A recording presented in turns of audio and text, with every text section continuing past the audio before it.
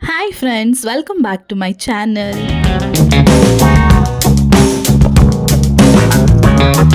Friends, ಇವತ್ತಿನ ವಿಡಿಯೋದಲ್ಲಿ ನಾನು ನಿಮಗೆ ಅವರೆಕಾಳು ಮಸಾಲ ಉಪ್ಪಿಟ್ಟು ಯಾವ ರೀತಿ ಮಾಡೋದು ಅಂತ ತೋರಿಸ್ಕೊಡ್ತಾ ಇದ್ದೀವಿ.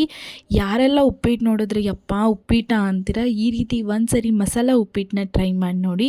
ತುಂಬ ರುಚಿಯಾಗಿರುತ್ತೆ. ವಿಡಿಯೋನ ಎಲ್ಲೂ ಸ್ಕಿಪ್ ಮಾಡಬೇಡಿ, ಪೂರ್ತಿಯಾಗಿ ನೋಡಿ. ನಿಮ್ಗೆ ನೋಡ್ತಾನೆ ಬಾಯಲ್ಲಿ ನೀರು ಬಂದುಬಿಡುತ್ತೆ, ಅಷ್ಟು ಚೆನ್ನಾಗಿರುತ್ತೆ. ಬನ್ನಿ ಯಾವ ರೀತಿ ಮಸಾಲ ಉಪ್ಪಿಟ್ಟು ಮಾಡೋದು ಅಂತ ನೋಡ್ಕೊಂಡು ಬರೋಣ. ಮೊದಲಿಗೆ ಮಿಕ್ಸಿ ಜಾರ್ನ ತೊಗೊಳ್ಳಿ, ಮಸಾಲೆ ರೆಡಿ ಮಾಡ್ಕೊಳ್ಳೋಣ. ನಾವಿವಾಗ ಚಕ್ಕೆ, ಲವಂಗ, ಮೆಣಸು, ಶುಂಠಿ, ಬೆಳ್ಳುಳ್ಳಿ, ಸೋಂಪುನ ಹಾಕ್ಕೊತಾ ಇದ್ದಾರೆ. ಫ್ರೆಂಡ್ಸ್, ಈ ಥರ ಉಪ್ಪಿಟ್ಟನ್ನ ಒಮ್ಮೆ ಆದರೂ ನೀವು ಮಾಡ್ಕೊಂಡು ಊಟ ಮಾಡಿ. ತುಂಬ ರುಚಿಯಾಗಿರುತ್ತೆ. ಉಪ್ಪಿಟ್ಟು ಇಷ್ಟ ಇಲ್ಲದಿರೋರ್ಗೂ ಈ ಉಪ್ಪಿಟ್ಟು ಇಷ್ಟ ಆಗುತ್ತೆ. ಓಕೆನಾ? ಅದಾದಮೇಲೆ ಇವಾಗ ಹಸಿಮೆಣ್ಸಿನ್ಕಾಯಿನ ಹಾಕ್ಕೊತಿದ್ದಾರೆ. ನಾವು 3 ಹಸಿಮೆಣ್ಸಿನ್ಕಾಯಿ ಹಾಕ್ಕೊಂಡಿದ್ದೀವಿ, ಮತ್ತು ಒಗ್ಗರಣೆಗೆ ಹಾಕಬೇಕಲ್ವ, ಹಾಗಾಗಿ.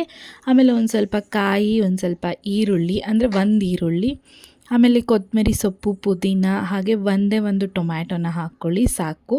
ಮತ್ತು ನಾವು ಒಗ್ಗರಣೆಗೆ ಟೊಮ್ಯಾಟೊನ ಹಾಕ್ತೀವಿ, ಹಾಗಾಗಿ ರುಬ್ಬೋದಕ್ಕೆ ಸ್ವಲ್ಪ ಪೇಸ್ಟ್ಗೆ, ಮಸಾಲೆಗೆ ಅಂತ 1 ಟೊಮೆಟೊನ ಹಾಕ್ಕೊಂಡಿದ್ದೀವಿ. ಇಷ್ಟನ್ನು ಹಾಕ್ಕೊಂಡು ಒಂದು ಸ್ವಲ್ಪ ನೀರು ಹಾಕ್ಕೊಂಡು ಇದನ್ನು ನುಣ್ಣಗೆ ಪೇಸ್ಟ್ ಮಾಡ್ಕೊಳ್ಳಿ. ತರಿಯಾಗಿದ್ದರೆ ಚೆನ್ನಾಗಿರಲ್ಲ, ನುಣ್ಣಗೆ ಪೇಸ್ಟ್ ಮಾಡ್ಕೊಳ್ಳಿ ಫ್ರೆಂಡ್ಸ್. ಅದಾದಮೇಲೆ ಒಂದು ಪಾತ್ರೆನ ಇಟ್ಕೊಂಡು ರವೆನ ಹುರ್ಕೊಳ್ಳೋಣ. 1.5 ಗ್ಲಾಸ್ ಆಗೋಷ್ಟು ರವೆನ ಹಾಕ್ಕೊತಾ ಇದ್ದೀವಿ. ನಾವಿವತ್ತು ಬನ್ಸಿ ರವೆಯಲ್ಲಿ ಉಪ್ಪಿಟ್ಟನ್ನ ಮಾಡ್ಕೊತಾ ಇದ್ದೀವಿ. ಅದಕ್ಕೊಂದು ಸ್ವಲ್ಪ ಎಣ್ಣೆ ಹಾಕ್ಕೊಂಡು ಕೆಂಪಗೆ ಹುರ್ಕೊಳ್ಳಿ ಫ್ರೆಂಡ್ಸ್. ರವೆನ ಹುರ್ಕೊಂಡಾದ್ಮೇಲೆ ಅದನ್ನು ಒಂದು ತಟ್ಟೆಗೆ ಹಾಕಿ, ಆಮೇಲೆ ಅದೇ ಪಾತ್ರೆಗೆ ಎಣ್ಣೆ, ಸಾಸಿವೆ, ಕಡಲೆಬೇಳೆ, ಉದ್ದಿನಬೇಳೆ, ಹಸಿಮೆಣ್ಸಿನ್ಕಾಯಿ, ಕರಿಬೇವಿನ ಸೊಪ್ಪು, ಈರುಳ್ಳಿ ಎಲ್ಲ ಹಾಕ್ಕೊಂಡು ಚೆನ್ನಾಗಿ ಫ್ರೈ ಮಾಡ್ಕೊಳ್ಳಿ ಫ್ರೆಂಡ್ಸ್. ಬನ್ಸಿ ರವೆಲಿ ಯಾರಿಗೆ ಉಪ್ಪಿಟ್ಟು ಮಾಡೋದಕ್ಕೆ ಬರಲ್ಲ, ಈ ವಿಡಿಯೋ ತುಂಬ ಈಸಿ ಆಗುತ್ತೆ. ಎಷ್ಟು ಬನ್ಸಿ ರವೆ ತೊಗೊಂಡ್ರೆ ಎಷ್ಟು ನೀರು ಹಾಕಬೇಕು ಅನ್ನೋದನ್ನು ಅಳತೆ ಪ್ರಕಾರ ಈ ವಿಡಿಯೋದಲ್ಲಿ ಹೇಳಿದ್ದೀನಿ. ಎಲ್ಲೂ ಮಿಸ್ ಮಾಡ್ಕೊಬೇಡಿ, ವಿಡಿಯೋನ ಕೊನೆವರೆಗೂ ನೋಡಿ, ನಿಮಗೆ ಗೊತ್ತಾಗುತ್ತೆ. ಅದಾದಮೇಲೆ ನನ್ನ ಫೇವ್ರೇಟ್ ಇದ್ಕಿದ ಅವರೆಕಾಳನ್ನ ಹಾಕಿ, ಒಂದು ಸ್ವಲ್ಪ ಉಪ್ಪು, ಒಂದು ಸ್ವಲ್ಪ ಅರಿಶಿಣದ ಪುಡಿನ ಹಾಕಿ ಫ್ರೈ ಮಾಡಿಕೊಂಡು, ಆಮೇಲೆ ಒಂದು ಹಚ್ಚಿರೋ ಅಂಥ ಟೊಮ್ಯಾಟೊ, ಹಾಗೆ ಒಂದು ಸ್ವಲ್ಪ ಸಬ್ಬಕ್ಕಿ ಸೊಪ್ಪನ್ನ ಹಾಕ್ಕೊಂಡು ನೀಟಾಗಿ ಫ್ರೈ ಮಾಡ್ಕೊಳ್ಳಿ. ಒಂದು 5 ನಿಮಿಷ ಅದನ್ನು ತಟ್ಟೆ ಮುಚ್ಚಿಬಿಟ್ಟು ಚೆನ್ನಾಗಿ ಫ್ರೈ ಆಗೋದಕ್ಕೆ ಬಿಟ್ಬಿಡಿ. ಯಾಕಂದರೆ ಇದ್ಕಿದ ಅವರೆಕಾಳು ಮತ್ತು ಸಬ್ಬಕ್ಕಿ ಸೊಪ್ಪು ರಸ ಎಲ್ಲ ಬಿಟ್ಕೊಂಡ್ರೆ ತುಂಬ ಟೇಸ್ಟಿಯಾಗಿರುತ್ತೆ ಉಪ್ಪಿಟ್ಟು. ಹಾಗಾಗಿ ಒಂದು ಸ್ವಲ್ಪ ಹೊತ್ತು ಅದನ್ನು ತಟ್ಟೆ ಮುಚ್ಚಿ ಫ್ರೈ ಮಾಡ್ಕೊಂಡಾದಮೇಲೆ ರುಬ್ಬಿದ ಮಸಾಲೆನ ಹಾಕ್ಕೊಂಡು ಅದನ್ನು ಕೂಡ ಮಿಕ್ಸ್ ಮಾಡ್ಕೊಳ್ಳಿ. ಮಸಾಲೆ ಹಾಕಿದ್ಮೇಲೆ ಉಪ್ಪಿಟ್ಟಿಗೆ ಒಂದು ಕಳೆ ಬರುತ್ತೆ ಫ್ರೆಂಡ್ಸ್, ಅಷ್ಟು ಚೆನ್ನಾಗಿರುತ್ತೆ. ಅದಾದಮೇಲೆ ನಾವಿಲ್ಲಿ 5 ಗ್ಲಾಸಷ್ಟು ನೀರನ್ನ ಹಾಕ್ಕೊತಾ ಇದ್ದೀವಿ. 1 ಗ್ಲಾಸ್ ರವೆಗೆ 3 ಗ್ಲಾಸ್ ನೀರನ್ನ ಹಾಕ್ಕೊಬೇಕು ಫ್ರೆಂಡ್ಸ್. ಅದು ಬನ್ಸಿ ರವೆಗೆ ಹೇಳ್ತಾ ಇದ್ದೀನಿ ನಾನು. ಬನ್ಸಿ ರವೆನ ಹಾಕಿ ಉಪ್ಪಿಟ್ಟು ಮಾಡ್ತಿದ್ದೀರಾ ಅಂತಂದರೆ 1 ಗ್ಲಾಸ್ ರವೆಗೆ 3 ಗ್ಲಾಸ್ ನೀರು ಹಾಕ್ಕೋಬೇಕು. ಸೊ ನಾವಿಲ್ಲಿ 1.5 ಗ್ಲಾಸಷ್ಟು ಬನ್ಸಿ ರವೆನ ತೊಗೊಂಡಿರೋದ್ರಿಂದ 5 ಗ್ಲಾಸಷ್ಟು ನೀರನ್ನ ಹಾಕ್ಕೊತಾ ಇದ್ವಿ. ನೀವು ನೋಡಿಕೊಂಡು ಅಳತೆ ಪ್ರಕಾರ ಮಾಡ್ಕೊಳ್ಳಿ ಫ್ರೆಂಡ್ಸ್. ಈ ಅಳತೆಯಲ್ಲಿ ನೀವು ಬನ್ಸಿ ರವೆ ಹಾಕಿ ಮಸಾಲೆ ಉಪ್ಪಿಟ್ಟು ಮಾಡಿದ್ರಿ ಅಂತ ಅಂದರೆ, ನಾರ್ಮಲಾಗಿ ಉಪ್ಪಿಟ್ಟು ಮಾಡಿಕೊಂಡ್ರು ಅಷ್ಟೇ ಬನ್ಸಿ ರವೆಲೇ ಉಪ್ಪಿಟ್ಟು ಮಾಡ್ಕೊಳ್ಳಿ. ತುಂಬ ಟೇಸ್ಟಿಯಾಗಿರುತ್ತೆ, ಮತ್ತು ಒಂದು ಹೊಸ ರುಚಿನ ಕೊಡುತ್ತೆ ಬನ್ಸಿ ರವೆನ ಹಾಕಿದ್ರೆ. ಒಂದು ಸರಿ ಈ ರೆಸಿಪಿನ ಟ್ರೈ ಮಾಡಿ ನೋಡಿ, ನಿಮ್ಮೆಲ್ಲರಿಗೂ ಇಷ್ಟ ಆಗುತ್ತೆ. ಮತ್ತು ಅಮ್ಮ ಯಾವ ರೀತಿ ಅದನ್ನು ಮಿಕ್ಸ್ ಮಾಡಬೇಕು ಅನ್ನೋದನ್ನು ತೋರಿಸ್ಕೊಟ್ಟಿದ್ದಾರೆ. ಅದು ಕುದೀತಾ ರವೆ ಎಲ್ಲ ನೀರನ್ನ ಹೀರ್ಕೊಳ್ತಾ ಬರುತ್ತೆ. ನೀವು ಮಿಕ್ಸ್ ಮಾಡ್ತಾನೆ ಇರಬೇಕು.